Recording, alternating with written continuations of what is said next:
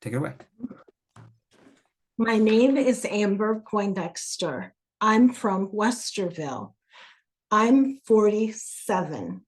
I had a stroke on September 10th, 2022. I have aphasia and apraxia. And I'm Alvin Poindexter, Amber's husband. We've been married for 24 years. We have two sons who are both on the call. You guys can introduce yourselves if you like. All right, I'll go first. I'm Miles Poindexter, her oldest son. I go to Ohio State. I'm a third year logistics management major. I'm Malcolm Poindexter, her youngest son. I'm a first year at Ohio State, and I'm a psychology major. All right, so I'm gonna ask Amber some questions, and it'll help a little bit with the dialogue so that it's not quite a long monologue for her. And we'll get through the story as best we can. Okay, so who were you before the stroke? I was a wife, mom, daughter, sister, friend, and coworker. Yeah, Amber's a great mom and has always been a loyal friend. She's 100% my best friend, but she's been a good friend to everyone, and she's very hardworking. She's attacked the injury the same way she has everything, with a lot of dedication. So we're very proud of her for that. What activities did you do? I like to research online, spend time with family, travel, and go to my boys' basketball games. Yeah, so like most families, especially families with young kids, we spent a lot of time on the road, basketball and soccer and all types of events. Took up a lot of our time. It was like some of the best years of our life, but it was some of the busiest years, probably most trying years of our lives too, going different directions at different times, and getting one boy to one place, and someone's playing in Cincinnati and someone else is in Cleveland, and it was good years. I'd say for Amber, you probably got the bug. We're a Disney family, right? So we've done quite a few cruises, and we've been to the park in Orlando a couple of times. We went out to California to the park there. It started because it was the place that could feed one of our kids, because he had food allergies, still has food allergies, but as a youngster, we were really concerned about that, and they could take care of him. And then it kind of became one of our passions. I think for you, what you probably got the bug for traveling in college. Yes. When you studied abroad. Yeah. So Amber studied abroad the year between her junior and senior year of college. She went to Korea, Japan, and then Hawaii. And I think that was like pretty eye-opening for her. There's so much more out there to do and see. So here we are years later, and we still travel, and we both have a passion for it. I think the boys have developed a passion for it. So it's like a family pastime, I guess. What relationships and life goals were most important to you? My family and friends were important to me, and raising good kids. So I like to say that Amber's a bit of a helicopter mom. The boys would probably agree. I mean, she's like in there, even right now. Miles is a junior, and I'm sure sometimes he's probably like thinks she's in there too far, but she's in there, like helping them schedule classes and do all of those things. But she's a great mom. She's been involved with their activities and everything with them for day one. I would say that she probably knows her kids. It's like she has a spidey sense, like talking to them on the phone, or like looking at them on FaceTime. She can tell if something's wrong. It's like her superpower. Family wise, Amber's parents, I would say, they're probably have been her closest friends through the years. She loves her parents, adores her parents. At first, I'm a guy, so guys are probably a little more detached. Like I talk to my mom and I talk to my dad, but not like to the level of which Amber has and does. And it's been awesome to watch the connection that they have, that their family have. And again, one of the great things about Amber is her connection to her family, and definitely the time invested in raising our kids. So, where did you work before your stroke? I worked for limited brands for 5 years. Then I was a stay-at-home mom for 8 years. At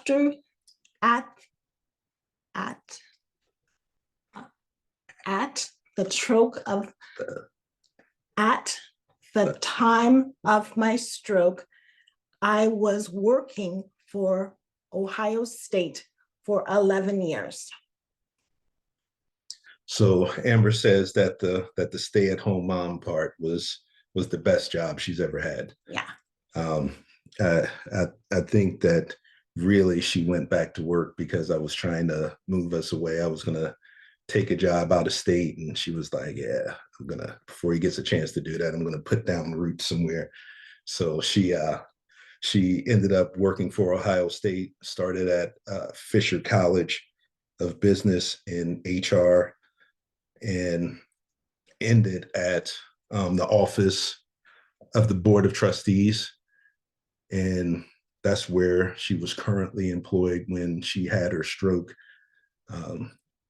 Actually, she was getting ready for work when she had her stroke, but we can get into that part of the story later, I guess. So, do you work now? Now I'm on disability retirement. So the great thing about being a state employee and being with OPERS is that she gets a little time to figure it out. So she can do disability retirement for up to 5 years and kind of figure out what she can do, and in what capacity she can go back to work at some point, if any. It's been pretty awesome because she's had a really good opportunity to really focus on her recovery, which is a blessing. I know everyone doesn't get that opportunity. So for her, having the opportunity to be able to do therapy several times a week and be involved with the aphasia initiative and all of the things that she does has given her a chance to work on recovery and kind of table the discussion about when and if she can get back to work, or what that even looks like. So that's been pretty awesome for us. It's been tough for her to try to go back to work, especially with what she does. She's an HR major, and most of her career has been HR. A lot of which she did with the Board of Trustees office, I would say it was more like an office manager, for lack of a better term. She had a really long title, but basically what it meant is she had quite a few fiscal duties and spent a tremendous amount of time in communication, be it email or on the phone with trustees, or setting things up for board meetings, or getting all of those things figured out. And obviously, for her right now, speech is, and that verbal communication piece, and even the written communication to a degree, is the most difficult part of what she's dealing with as far as recovery goes. So with her job being so much communication and having to manage students and all of the things she was doing, is very tough for her to find a way back to that role at this time. All right, so now we're getting to the good stuff. What do you first remember after your stroke? I first remembered, no, I first noticed my smile was crooked. Alvin and my parents helped me eat. I had a lot of cards, presents, and flowers in my room. Yeah, that time period is probably one of the biggest blurs I had ever had in life. Like it's just it all kind of meshes together. There was just a lot of stuff coming at us, and my main concern, our main concern, was Amber's ability to recover. Would she get better? And there's so much that's unknown that you don't know when you're hit with a life event like this. There was nothing in her medical chart that would have said this would happen, that would have led to that. She didn't have high blood pressure or cholesterol, or she wasn't overweight. Like all of the things that you would consider to be factors of a stroke, like they weren't present for her. We even had one of the doctors that came in and saw her first, when he was talking to us after she was kind of awake after her first couple of days. He said that, the first thing he said was, this shouldn't have happened to you. If I put your medical record up on the wall and I asked 100 doctors to pick between 10 or 15 people who would have a stroke, none of them would pick you.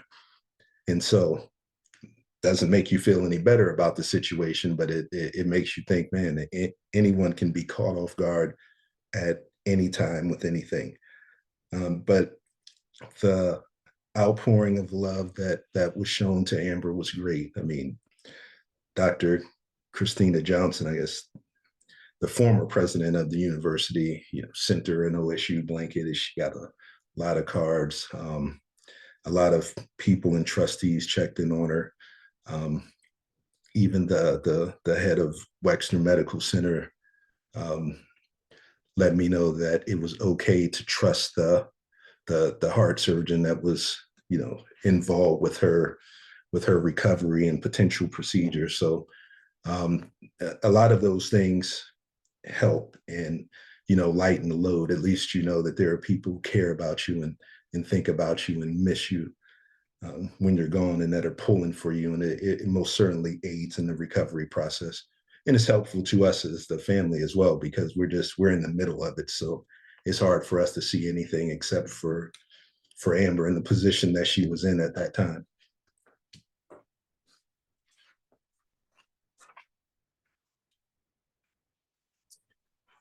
What were some of the things that were most difficult for you at the beginning of your stroke? I could not talk. I needed help with grooming and going to the bathroom. I needed help eating. I had a hard time following instructions. It's really, I guess, the whole thing is like fascinating. Like if it wasn't like our lives, or we weren't in the middle of it, I would probably think it's the most fascinating thing ever. And in some respects I do, because the brain is so amazing. And there's a lot of things that I didn't know, that I still don't know, that I'm learning. But it's simple things, like in the beginning, following like simple instructions, like raise your leg. She'd raise her hand. Or if there were 3 utensils, a fork, a knife, a spoon, and they said, okay, pick up the spoon, she would stare at it and like go through, and you could see her processing and kind of trying to figure out which one to pick up. And sometimes it would be the wrong one. And even when it was the wrong one, she would know it was the wrong one and kind of look at it and put it back down and pick up something else. And then eventually she would get it.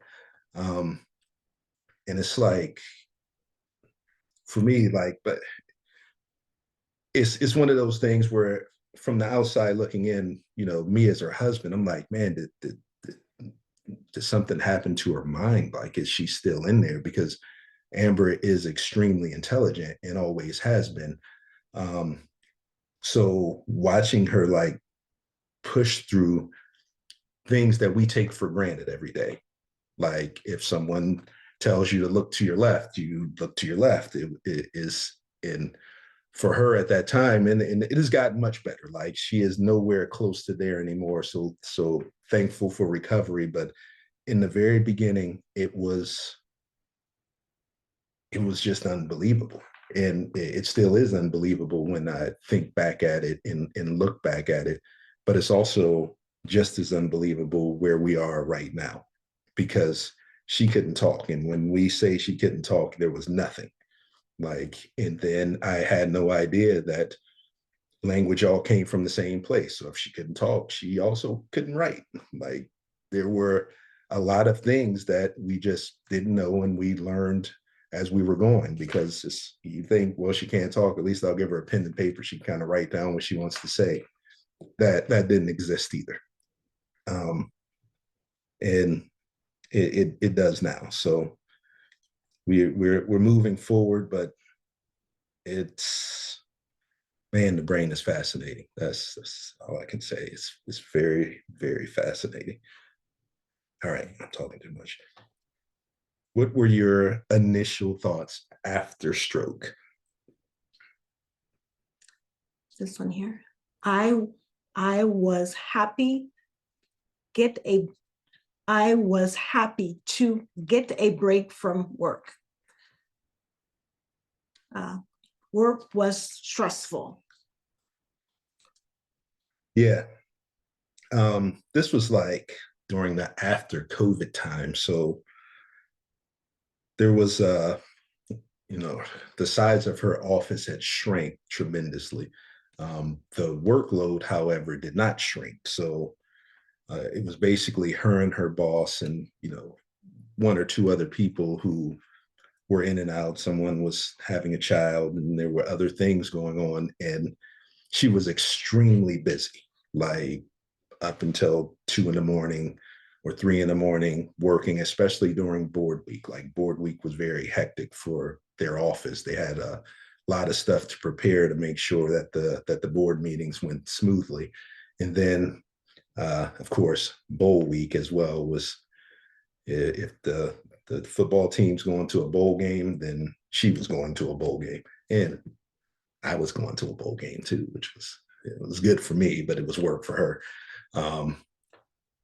And it was just a lot. And there were a lot of people who used to do it. And towards the end of her time there, it was filed down to a lucky few, I'll say, that were involved in that process. So we had no idea at the time the magnitude of what had happened. And Amber was happy to get a little break from work, because the thought process was, okay, it's September, I'll get a little few weeks off, or maybe a month, and I'll kind of get to recover and then get back to regular life. But that date kept getting pushed. At first, it's like, after the beginning of the year, you'll be fine. Everything will be okay. And then, okay, maybe March we'll look at it. And then it was June, and then it was really starting to settle in. And it takes time to come to grips with the fact that this might be a much longer road than what we thought. But again, you really don't know what to expect when something like this happens. So you think it's like anything else, like you broke your arm or something. I hurt my brain a little bit, but I'll get back to life here shortly. And it doesn't quite work like that, or it didn't for us. So there was quite a bit of a learning curve, for sure. Where did you go for medical care?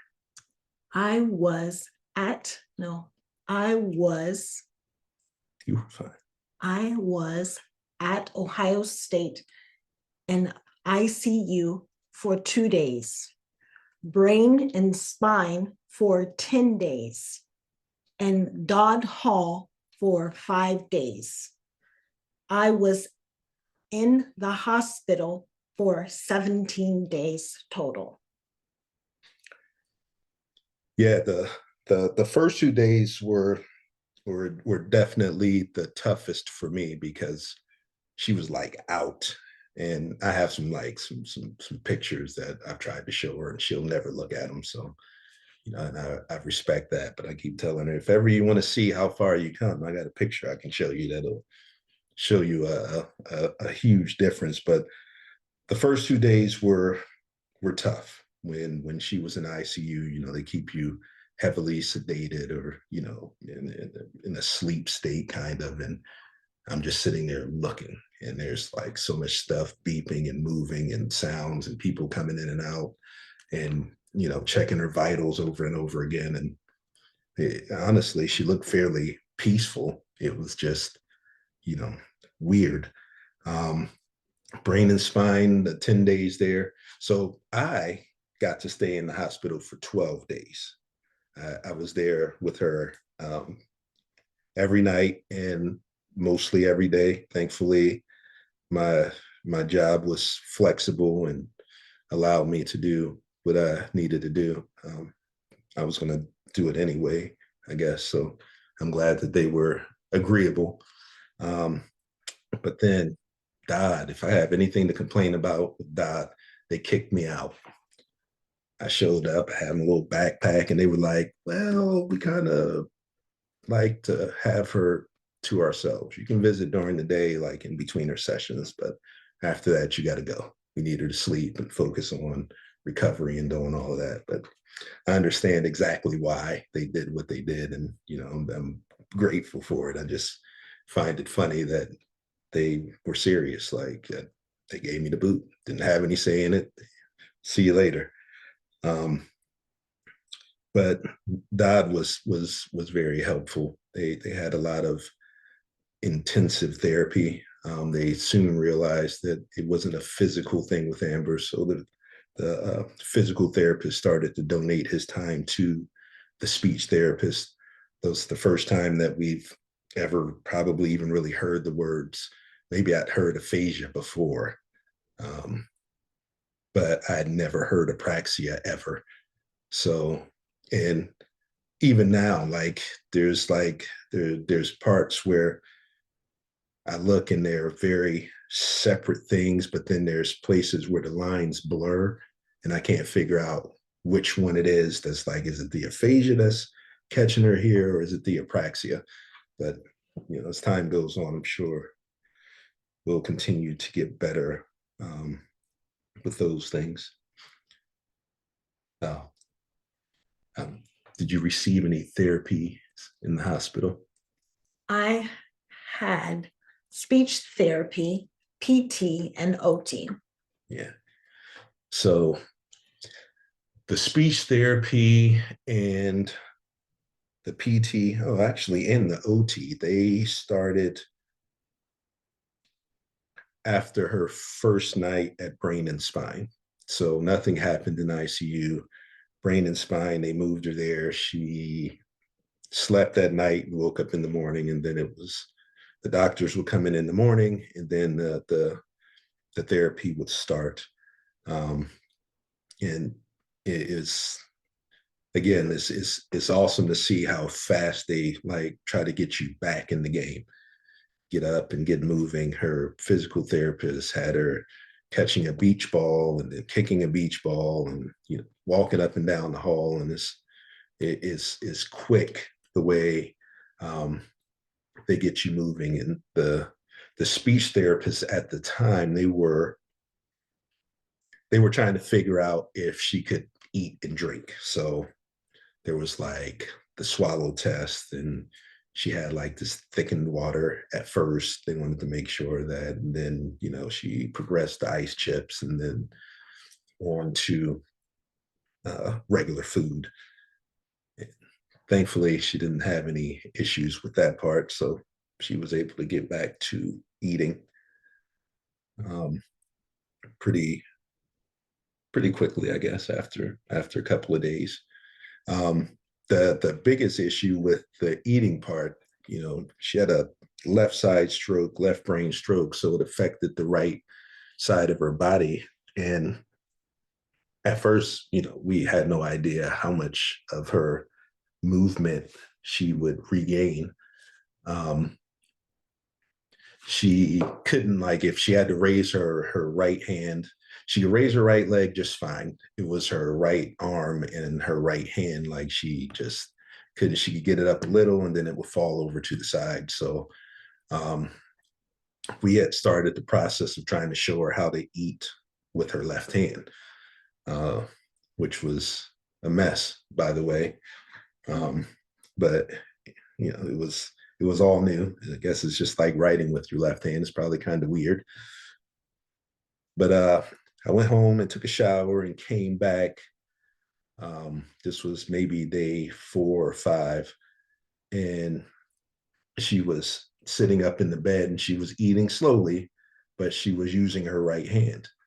And it was like, kind of like overnight, she had gained some control of her right hand, which was pretty awesome. It's amazing, again, the things that you take for granted, like drinking from a straw. She couldn't drink from a straw. It was like that was a foreign motion for her. She could drink from a cup regularly, kind of, but not from a straw. So so many things that we just do without even thinking that ended up requiring some thought process for Amber, just things that we take for granted. There's a tremendous amount of things that we do on autopilot that probably are now piloted, I would think, by Amber, anyone who's in a situation where they've had some type of brain injury. Okay. Why did you choose Ohio State Hospital? I choose Ohio State because I've worked there. Chose.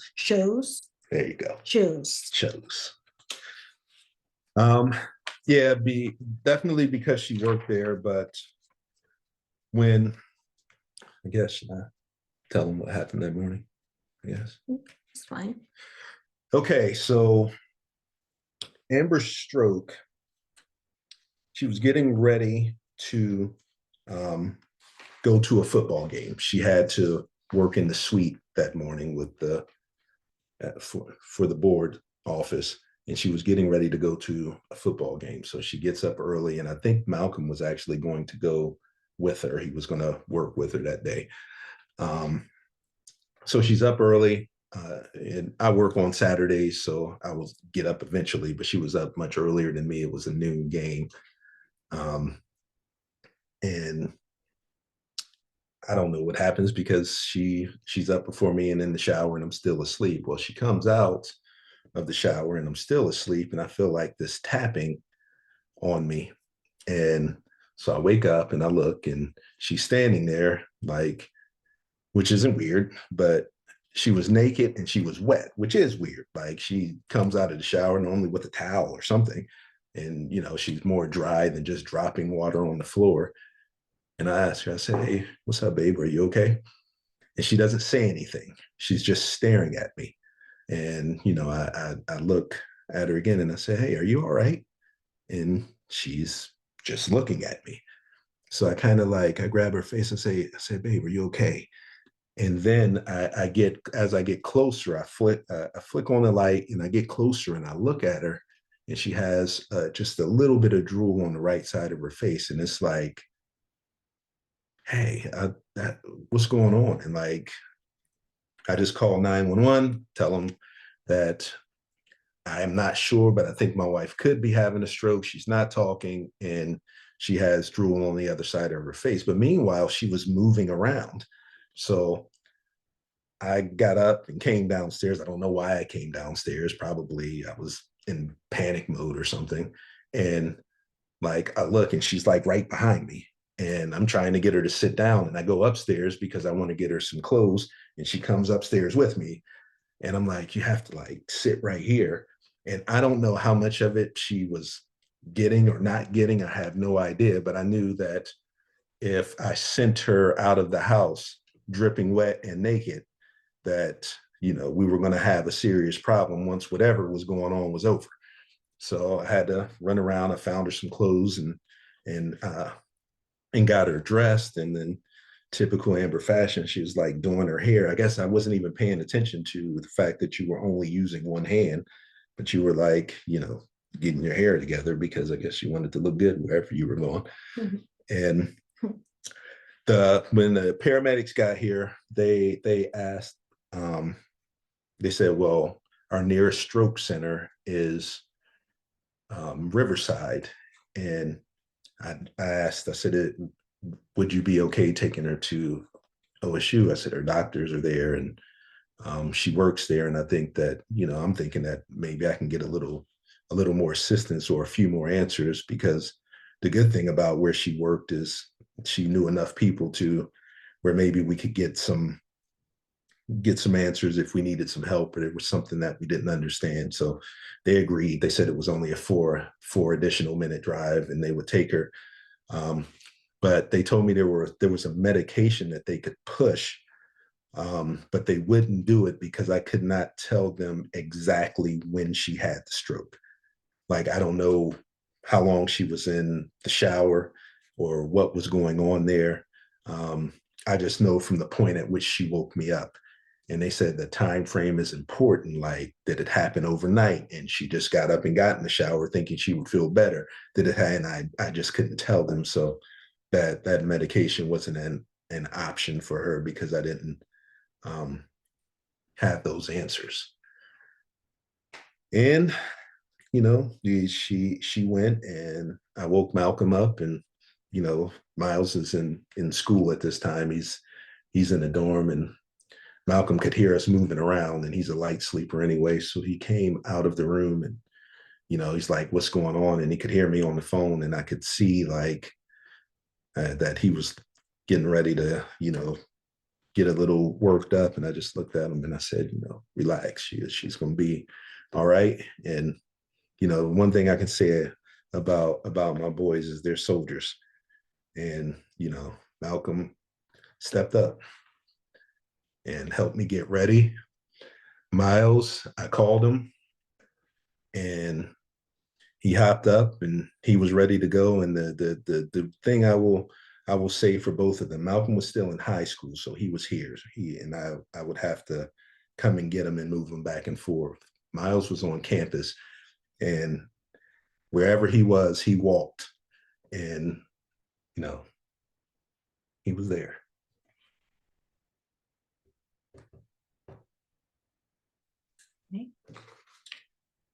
All right. So, where did you go when you were discharged? I went home. Yeah, you came home. You were so excited to come home too. Yeah. Until you got home. Right. What was it like when you first got home? Well, this is funny because Dodd Hall, there's a man. Oh, yeah. Malcolm is how to do that. Yeah. You can talk about Malcolm. So basically, when I came to visit in Dodd Hall, Mom was always like looking through the crack of the door. So there was her room, and then there was a bathroom, and then there was another person's room, and she was looking through the crack, and she said that this man in the other room was staring at her through it. So like she wanted to cover it up, and she wanted to ask the doctors to put, like, I guess, paper over the crack so the guy wasn't staring at her. Yeah, I don't like that. I'm pretty sure the guy wasn't staring at you. I think so. I think it's not funny. Yeah, that's great. Okay, but okay, I'm ready. All right, so what was it like when you first got home?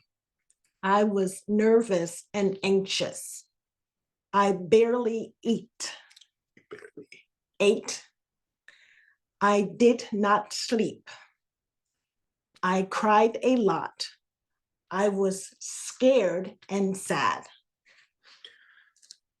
Yeah, I think she was so excited to come home. Like, she was all smiles in the car on the way home. Like, it was like, all right, I'm going home now and everything is good. But I think when you get home, or when she got home at least, the reality of what had just happened and what she'd been through for the last 17 days, and the fact that there was no nurse right outside the door if something went wrong. And a lot of the what if something happens kind of set in. And I think the bigger part is like, what do we do from here?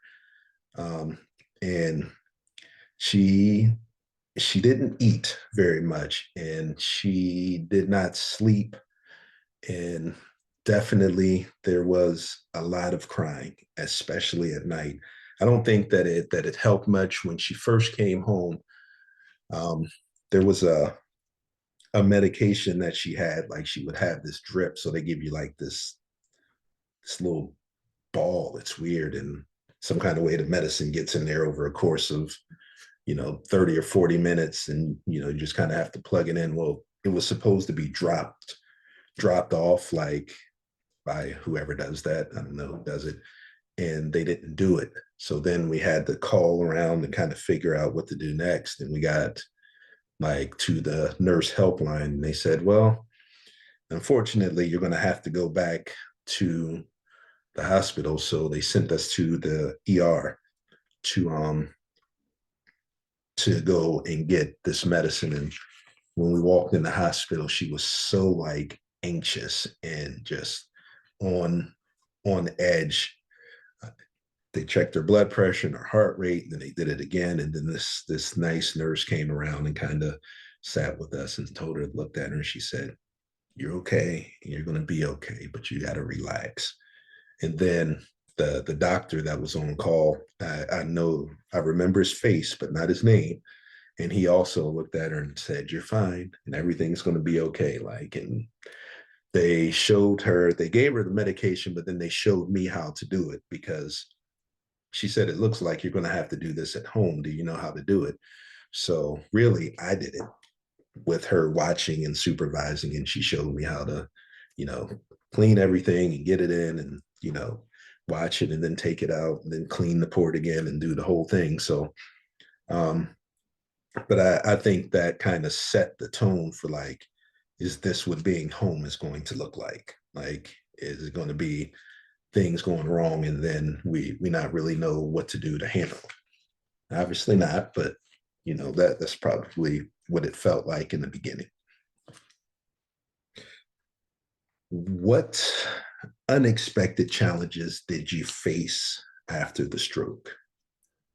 My dad died 9 months after my stroke. I could not talk to him.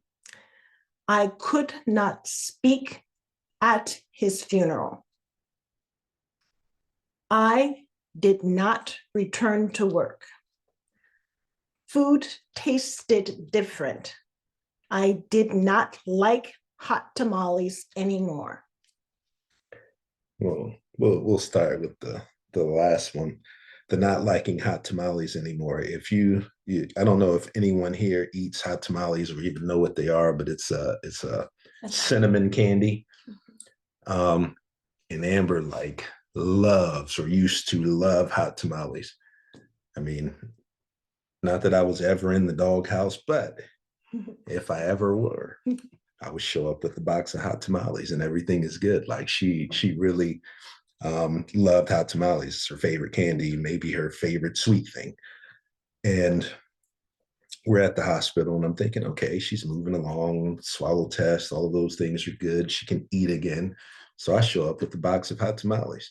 And she looks at them because they're familiar, knows what they are. And she knows that she likes hot tamales until she starts eating the hot tamales. And then, like, she's chewing slower and eating less. And then she just sits the box down. And she couldn't speak at that point. And I said, do you like those? And she just said no. And I'm like, man, that's weird. Her tastes are different. Also, something else that was different that has nothing to do with anything. Amber has always had a kind of a distaste for birds. Like, oh yeah, they aren't her favorite thing, never have been her favorite thing. Now she loves birds. like absolutely loves birds, points them out every time we see them. Like she's all into nature. And it's not like she was opposed to nature before, but like it wasn't like you would go for a walk and you go on the trail and you're like looking at all of the neat things flying around and scamping and scurrying across the trail. And we do now. That's that we do now for sure. So just some weird stuff. I don't know if any of the brain community people out there have an answer for that, but I'd love to hear it. That's pretty awesome. And yeah, Amber's dad dying was, it was completely and totally unexpected. He he got sick really fast. Started with a stomach pain. It was ended up being pancreatic cancer. It was went in the hospital and never came home. And I would say it was about a month, maybe. Um, it always, and still does bother her that through that, like, because as time went on, his communication got worse just because he was in a pretty weakened state. So he couldn't talk and she couldn't really talk. And like, there was nothing there. And, she would try to comfort him. I remember her telling him that, you know, when she wanted him to fight a little harder, like, you can do it. I remember her saying that you can do this, you can do it. She said that 2 or 3 different times. And, when he actually passed, because she was so limited on vocabulary and we went to hospice, the only thing that she was able or knew how to say really was have fun. So that was the last thing she said, have fun.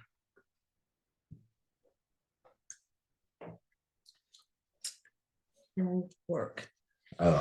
Yeah, we know you didn't return to work. We kind of talked about that already. The hidden blessing in all of this, though, honestly, is that she got to spend years worth of time with her parents, and with her dad because of her stroke, and she didn't go back to work. And in the very beginning, she wasn't very comfortable, nor was I comfortable with just leaving her here all day by herself. Like, as much as um, the person that the event happens to probably is in fear, the people that are close to them and love them and was a witness to all of that, you're in fear just as much. It's like, well, she can't talk and she knows everything that's going on, but what if something happens? Like, what's going to happen then? How is she going to call or ask for help? Like, what's going to go on there? So she would go to, I would drop her off. I would drop her off because in the beginning she didn't want to drive. Like, she had no desire to. She didn't even like sitting in the car. Like, she would be a nervous wreck when I was driving, let alone like drive herself. It wasn't something that she wanted to do. So I would drop her off at her parents in the morning and then pick her up when I came home. So she got to spend a lot of time, with her dad, not knowing what was going to happen, obviously, but the fact that she was there and got that time, that's like precious quality time that she got to spend. If there's any silver lining in this cloud, I would say for sure that's probably the biggest. You agree? Yeah. Yeah. Mm-hmm. All right. So what expected challenges did you face? I did not know what to expect. To expect. Yeah. To expect. Mm-hmm. It was very confusing. Yeah. Really, it is. Or was, and still is to some degrees. You just you learn as you go, but it's not like a broken arm. It's not like you had reconstructive knee surgery. There is no timetable really for anything. You don't know what the next day is going to look like or what the next few days is going to look like. And, of course, everything that we've ever had. I played sports. The boys played sports. We're guys and we do goofy stuff. So we've been hurt and we've broken bones and we've done things like that. But there's like a set time. Okay, 6 to 8 weeks, she'll be good. And with this, that's not the case. And there was no answers. And even more confusing is that there was no cause. They didn't really have an idea of what the issue was. Like as they went on and they look and they continue to run tests, they found a growth in the valve of her heart, which they suspect blood clotted behind, and that's what caused the stroke. But they can never find a cause for the growth in the valve. And typically there's something that caused it. So they ran cultures, dozens, hundreds maybe. They checked against every known disease that they could find or think of, even things like mold and pesticides and all kinds of, and nothing. There was nothing. So it's really confusing, and definitely what to do going forward, and how life is going to look is even more confusing. And unfortunately, no one can really tell you. You just kind of have to live through it and see it and figure out what happens as you move forward. This one here also. Oh yeah. And in the beginning, there was not we didn't get a ton of information about aphasia and apraxia. Like, I heard it a couple of times when, they would come in and someone's charting or writing or whatever, and they would say, apraxia of speech or aphasia. They didn't really say what type of aphasia. Like, I just recently learned that there's like a whole tree that you can figure out pretty easily, like which one it is. A lot of that information was not given, so we kind of ask questions, and maybe in the beginning you really don't know what type of aphasia or how extensive is the apraxia or any of those things. But there was not a lot of information. Amber likes pamphlets, so Yeah, I like you need to give her some material, and don't like fold the paper up or wrinkle it or anything either, because she likes her paper perfect, so that's going to be a problem. But she likes as much information as she can get because she likes to read and research and kind of figure things out on her own. All right, so who else was affected by the stroke? It affected everyone. Absolutely. We have all been affected by this event. It's changed the way we communicate, and how we communicate. It's I would say it has definitely made things more difficult, but it has definitely made us, probably especially me, more attentive. I think I'm a very attentive person to begin with. I kind of pay attention to everything, but now I really pay attention to everything, cues and facial expressions. And we have full conversations on the phone now. In the beginning, that wasn't an option. And even if she's like stumbling through words, Amber is great at giving you like a short burst. She'll give you like 2 or 3 words and you know what she's talking about, so you can continue on with the conversation. In the beginning, that wasn't it. Like when I would leave the hospital, if she and I would go home to, make sure Malcolm was good. My mom flew in and stayed here with him for about a month while I was going back and forth.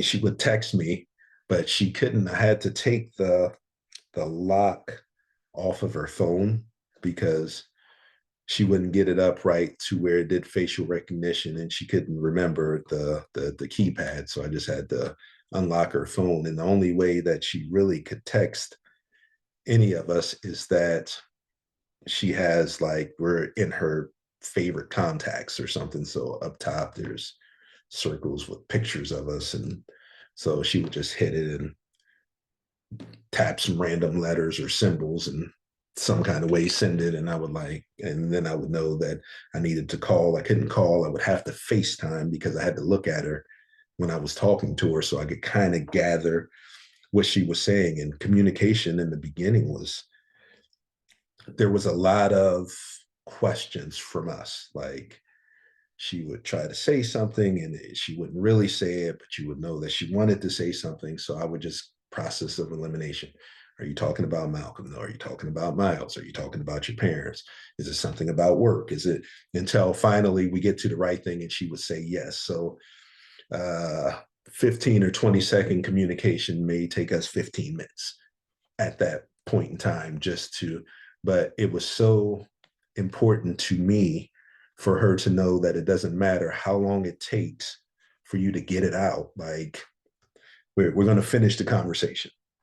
I'm going to hear what it is that you're trying to say, and we'll get to it regardless to what. So I think there would be points where she would try to tap out of the conversation before me, and I wouldn't let her. I'm like, oh no, we're 10 minutes into this thing. We're going to figure it out. But again, you figure out where you are and what you have, and you adjust and you adapt, and you have to keep living life. You have to keep living life. So that's what we do, right? Mm-hmm. All right. Oh, what has helped you the most in this journey? Speech therapy, OSU Aphasia Initiative, Alvin, Miles, Malcolm, and my parents helped me the most. Yeah. Amber has had some awesome therapists. We got off to a bit of a rocky start with therapy. I will say this: the guy that came to our home when she first was released, I will give him credit for knowing when something is outside of his depth. And he just looked at her and told her, like, I'm not the guy. Like, I'm not going to be able to do much with this. But again, she was like saying nothing. And where that may have been a little discouraging for her in the beginning, I appreciate the fact that he was honest with her and with himself and everyone else. Like, this isn't my thing. You're going to need more help than what I'm able to give, which was fine. So we found some speech therapists. We started with OSU, and her first therapist was Brandy, who was great. Brandy was the first person that like helped Amber turn like sounds when she was trying to make words into actual words. I think the first words we worked on were like B words, Yeah. and W and maybe P, and then we went through these lists of words. But sometimes, like banana. Yeah, we would have to say it in a really like sing-songy way for her to get it. It would be like banana, Yeah. banana. But then eventually it became banana. So it's just, you have to keep at it. And she stuck with it.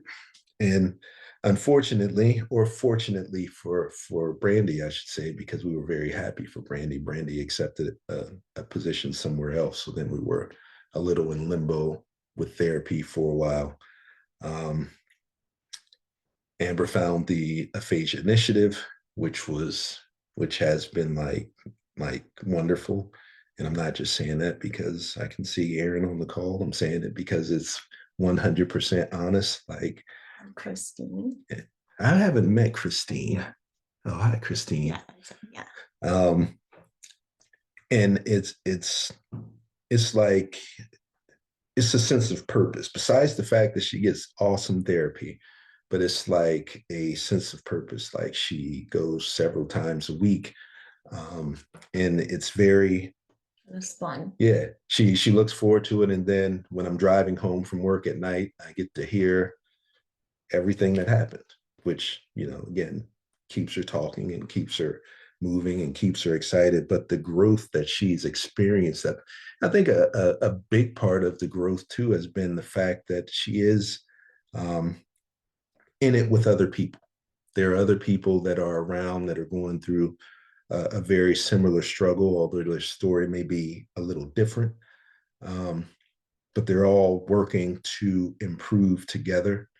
And they're like extended family for her. I get to hear these people would probably think I was a weirdo if I sat down and talked to them. I would probably tell them things about themselves that I shouldn't know because I'm never there. But she is so excited to speak to and talk with and spend time with the people at the initiative that it makes me excited. Then she gets her break, like everyone gets a break, summer, spring, whatever. And then like the first week, she's like charged up, like she can run around and do what she wants. But then, she starts counting down the days to when it's time to go back again. So you guys do fantastic work. And it has really helped add a layer of what do you call it? Purpose. I said that already. Layer of purpose to what Amber is doing every day, on top of the fact that she gets to continue to recover and get better. And then her private speech therapist, Marissa, is also another one that's been wonderful, and it's been great to get like consistent therapy without there being a change or anything else. And Marissa is pretty creative, I guess at times. Like she comes up with things. She can read when maybe something's getting a little long or Amber's starting to get a little bored, or like the excitement isn't there, and she'll come up with a different way to attack a problem or something different to work on, or stretch her a little bit with how far she's stringing together sentences or commands or whatever the things are that they're doing. So we're very appreciative to everyone who's been a part of that, and of course all of the people that she gets to see and spend time with. I guess your extended family, we'll call them this. It's pretty cool.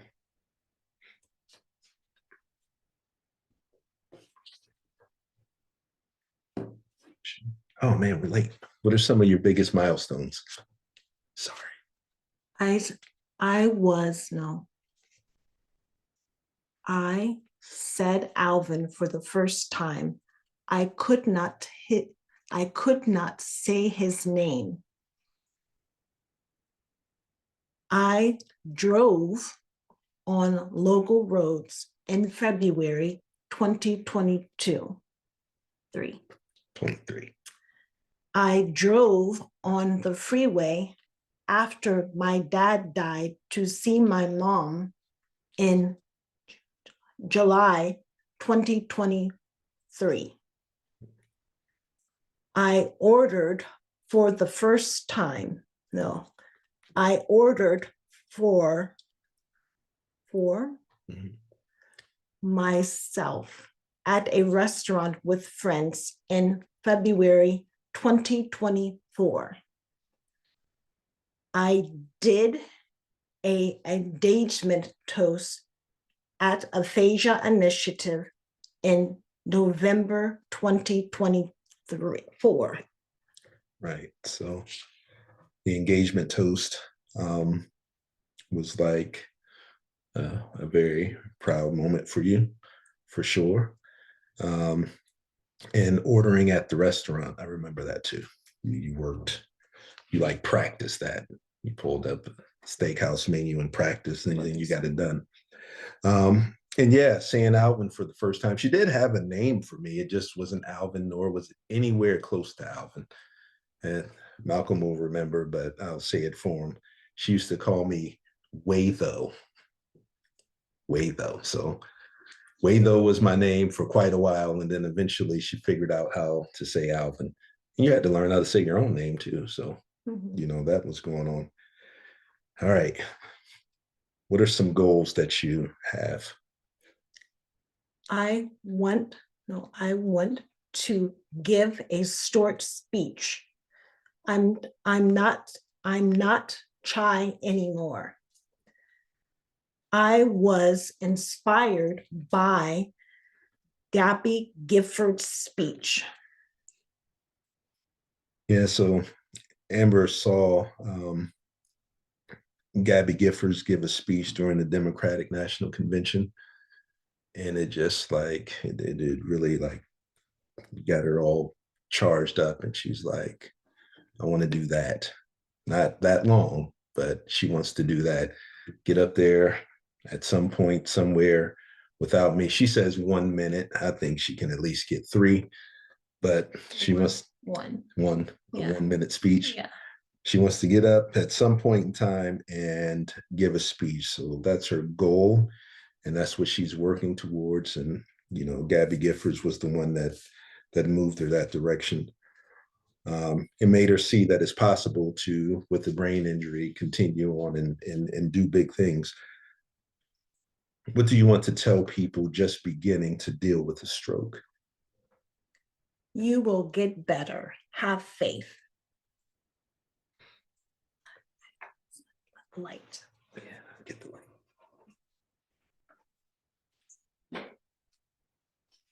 It's better. It's bright. All right, so you will get better, have faith. And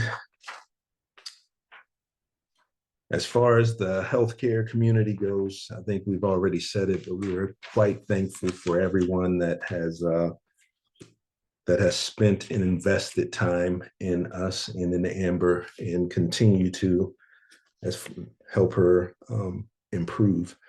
If there's anything that I would like to say personally, at least in the beginning, there were like no one gave a time frame for recovery, but we did get a lot of time limits for recovery. Like you're going to get most of what you're going to get in the first 2 years, or, you know, this is going to happen at this time, or, you know, maybe you should consider this because of the type of stroke you had, or, you know, all of these things. And, you know, I don't know. I know there's research out there that kind of points to those things, but I think that nothing can, I guess, because maybe it can't be quantified, a person's will and desire to continue to improve. It's not like a metric that you can necessarily measure, but I truly believe in human potential. And I think that if a person really wants to and continues to try, a lot of things that I've read said that your brain never stops trying to remap. If that is the case and your brain continues to work and try to remap, then, you know, I think that the physical person, if given them some assistance, giving your brain a little assistance, then you'll continue to improve. Amber has made tremendous improvements after the 2-year mark. So I don't know if that's a hard set rule or not, or if maybe the person we were talking with at the time maybe misspoke, but I would say that if you encourage people and you give them the thought and the support that they can continue to improve and get better, I 100% believe that they will do so. Lastly, for you, babe, who are you now? I'm still a wife, mom, doctor, no. Let's see. Let's see, you're right. Okay. I'm still a wife, mom, doctor, daughter, sister, friend, and now I'm at.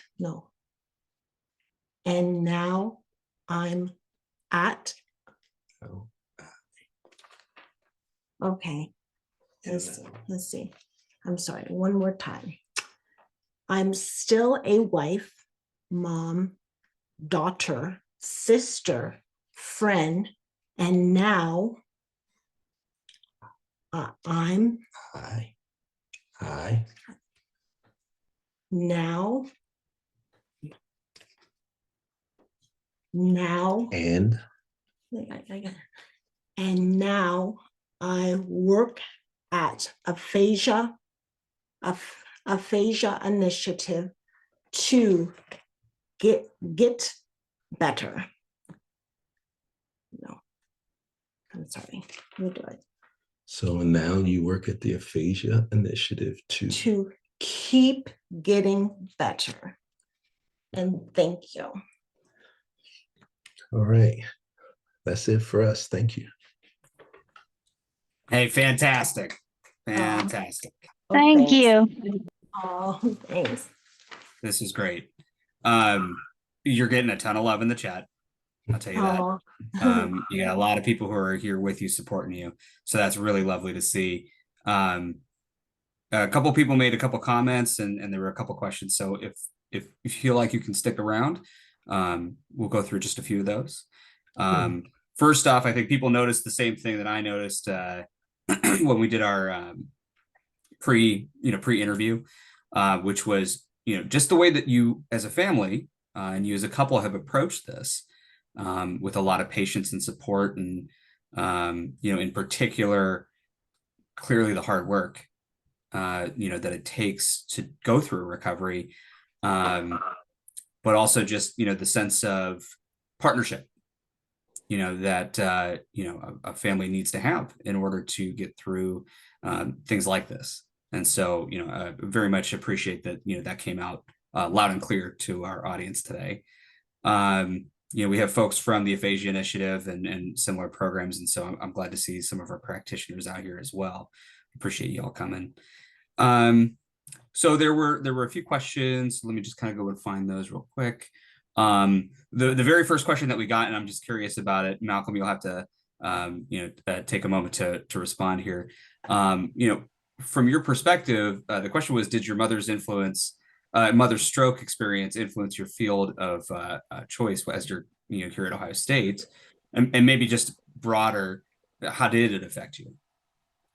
So yeah, my mom's stroke definitely affected my field of choice. I was a junior at the time, so I had no idea what I wanted to do. I was interested in maybe becoming a teacher or a physical therapist or an occupational therapist, but then my mom had her stroke, so it made me like super interested in the brain.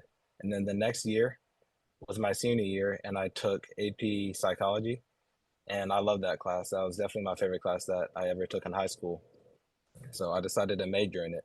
And now I am very interested in research with like the brain and everything. I know I want to get my PhD in psychology, and I'm still trying to figure out exactly what like specific specialty that I want to do, but I definitely know that I want to work with the brain and do research on that kind of stuff. That's awesome. Welcome to the community then, Malcolm. Thank you. Another one that Melody had put in was just a curiosity if you had connected with OOD. So this opportunity for Ohioans with disability. Have you connected with groups like that, or maybe broader, what public or even private programs besides the Aphasia Initiative have been helpful for you? So, the Ohio disability, I think it maybe is they kind of help you figure out how to get back to work. But no, we didn't do anything with them, right? Not really. There was like, I don't know. It was like maybe an email or something. Right. You don't remember? Not really. Yeah. And then they didn't call really. Oh, yes, I do remember. So they emailed, and then we responded to the email, and they were going to call, but then they never called. Or something. I don't know. It was something to that effect.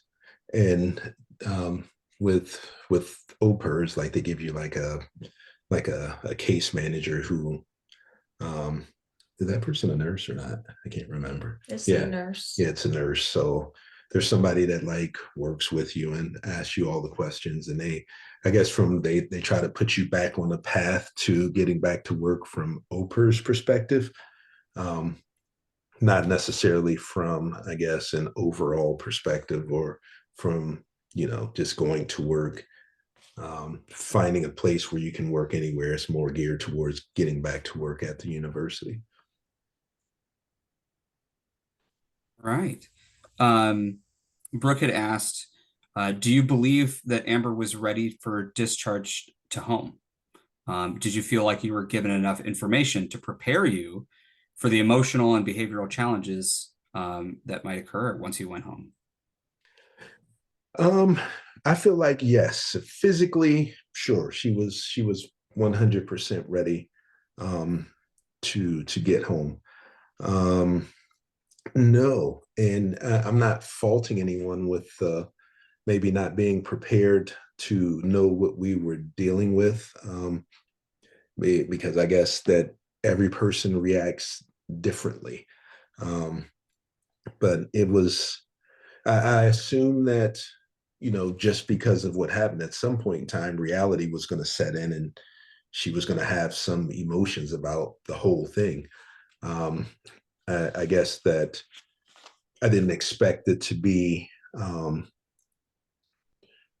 so intense. I guess I didn't. I thought that being home would be more of a comfort instead of a point of anxiety in the beginning. Uh, normally, when something goes awry or something goes wrong, people just want to go home. Like even after a great vacation, you kind of look forward to going home. So I guess I was in that mindset. And then when we got here, we figured out that there were a few things that we needed to work through, but uh, she bounced back really quickly. It wasn't long. We didn't go through those ups and downs for long. It was really, I would say, maybe the first week at home, she was a little anxious, and then um, she like they what happens when you talk to the doctors? They say, well, we can give her something to relax her, or we can do this or that, and she didn't want any of that. So she wanted to be able to cope on her own and figure it out on her own. And so that's what she did. She coped on her own and she figured it out on her own. She started to eat again and kind of resumed regular life. She convinced me to go shopping a couple of times, which that's not my favorite thing. We got a few things that we needed around the house, so I think that made things feel like normal life. And we just kept going. Malcolm was busy in school and playing basketball and stuff, so I had to get out and go to some games and do that. And she hopped back into, I think she focused her energy in other places, and that kind of helped her create a level of normalcy again. Yeah, Brooke, thanks for that question. I mean, I think one of the reasons that we do a series like NeuroNights and try to do the research that we do is to make sure that people are presented with that information when they need it in a way that they can use it. And whether that applies to you or not, at least it's there for you. So one question that I have is in particular, Amber, you defined yourself, I think, a couple times as being a mom being a big role for you, right? A very important component of your life. We don't often talk about in recovery sort of, those responsibilities. We think about the patient, right? But you're also responsible for other folks. And I'm sure you won't let that go very easily. So can you tell us a little bit about what's it like to be a mom after a stroke? Let's see. I don't know, really. Does it feel different? Not different. I don't think so. It's still the same love. Mm-hmm. And Miles and Malcolm, kind of. I guess I'll say this for you: you were no less involved about that. Yeah. You're definitely still involved. I would say probably other than the verbal communication piece with it, which she talks a lot more to us and to them. They FaceTime several times a day. They talk a lot. I would say that it's all the same. It's just the words are a little different, but the level of momdom, I'll call it, is exactly the same as it's always been. Is it good to have some of that consistency, in that it's not very different? Um, being able to have that, sense of, well, this is who I was and this is who I still am. I think so. Yeah. Mhm. And then a last question that I have is, you also mentioned travel being really important in your life, is, something that you enjoy. Have you gotten a chance to travel since your injury? And if so, what's that experience like? Okay. Well, really, I do not want to. Yeah, you didn't want to go anywhere at first. She was waiting until her speech was better. And, we kind of had a conversation, and I said, well, if you put, your happiness and your desires on hold, waiting for this one specific thing to happen, they could be on hold for a very long time or forever. Because who knows? Like, we have no idea what's going to happen with your speech in the next week, month, year, or whatever, but we do have the ability to do these things that we would typically do right now. So then she got to plan a trip. She Yeah. planned it herself, so that made it, Yeah. which is what she would normally do. And then she got into it, and we had a great time. Yeah, that was a cruise. Mm-hmm. Disney, a Disney cruise. Yeah. Yep. And yeah, it was for Malcolm's graduation. So he got the pick, and there were a lot of people. It's amazing the number of 18 to 20-year-olds that are on these ships, but it was a good time for them, and we had a vacation as well, so it was all good. And you planned another trip too recently. New York City. Yeah, we went to New York for my birthday, so it was great, and she planned that all out too, so it was a really good trip. I turned 50. I know I don't look that old, but I'm 50. Well, that is awesome. We're over our time tonight. I appreciate everybody that stuck around and, is not only just listening in, but also sharing back their very positive comments and responses to what you've been able to share with us today. So appreciate everybody coming, and certainly Amber and Alvin and Malcolm and our therapy staff and everybody who contributed to this story to be here tonight. So we will be back March 5th. We're going to talk about all of the research updates over the last year with one of our researchers, Catherine Hyzak. It's what we do to start off Brain Injury Awareness Month every year. So it's a good time to see what's new, see what's interesting, and learn a little bit more about the science. And of course, we'll have survivor stories later in the month as well. But once again, Alvin, Amber, thanks so much for coming tonight and telling your story. Thank you. Thank you. Thank you. All right, folks, have a good rest of your night. Bye.